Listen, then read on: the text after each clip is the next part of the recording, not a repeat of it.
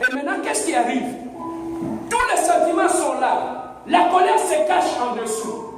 Dès que tu es secoué, c'est la colère qui prend le dessus. Pose-toi la question. Pourquoi quand on t'attaque, quand il y a un problème, pourquoi la tristesse ne monte pas? Pourquoi tu ne dis pas, je suis triste, c'est parce que mon mari, ma fille, mon frère, ma soeur m'a fait du mal. Mais pourquoi c'est seulement quand tu es touché, c'est la colère qui monte en premier? C'est parce que le diable veut te détruire. Combien de vies ont été détruites à cause de la colère?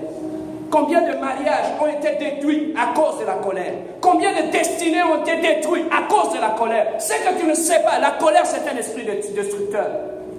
Que le diable a passé, bien aimé. Lorsque la colère c'est un sentiment, lorsqu'il apparaît, ce n'est pas pour bénir les gens. Hein? Lorsque la colère monte en toi, ce n'est pas pour sortir des bonnes choses de tes lèvres. La colère, lorsqu'il apparaît, c'est pour qu'il y ait la guerre. C'est pour détruire. C'est pour l'anéantir. Voilà pourquoi, bien aimés, ceux qui ont compris cela, ils sont en train de faire un travail en eux-mêmes pour apaiser la colère dans l'être.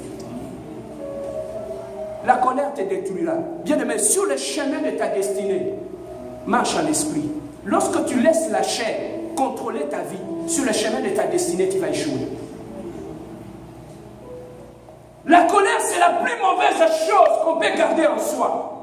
Il ne détruit non seulement la personne elle-même, mais il détruit ceux qui sont tout autour de la personne.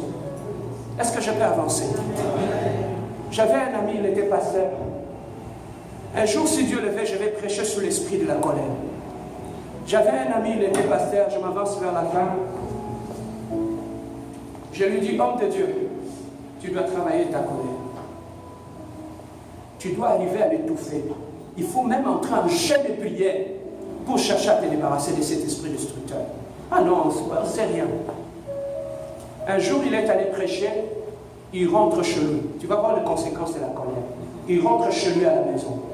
Il trouve sa fille de 16 ans. Elle n'était pas à la maison, elle était dehors.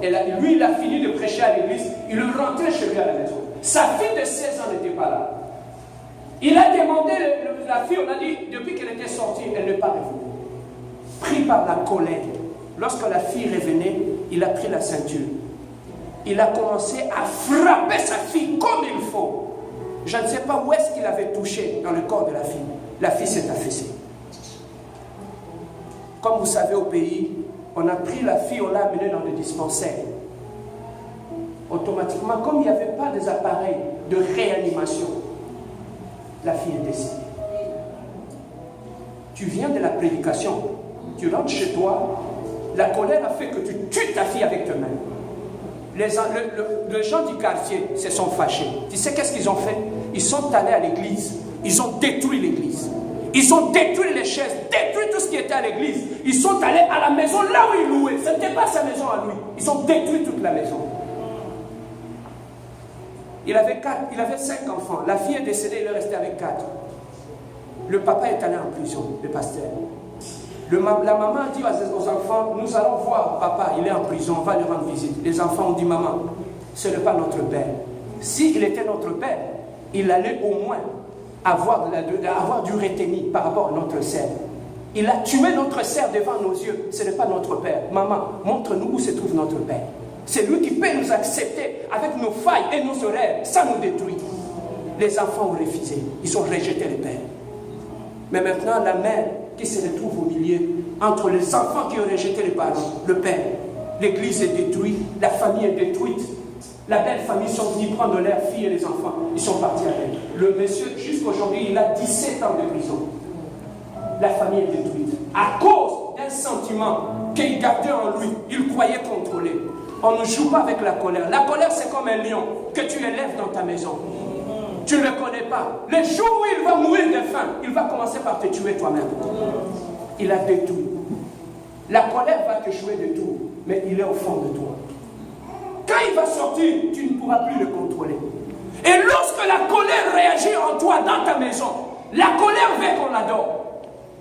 Lorsque le papa ou la maman se fâche dans la maison, il veut que tout le monde puisse se taire, adorer sa colère. C'est ça qui arrive. Que personne ne parle dans la maison.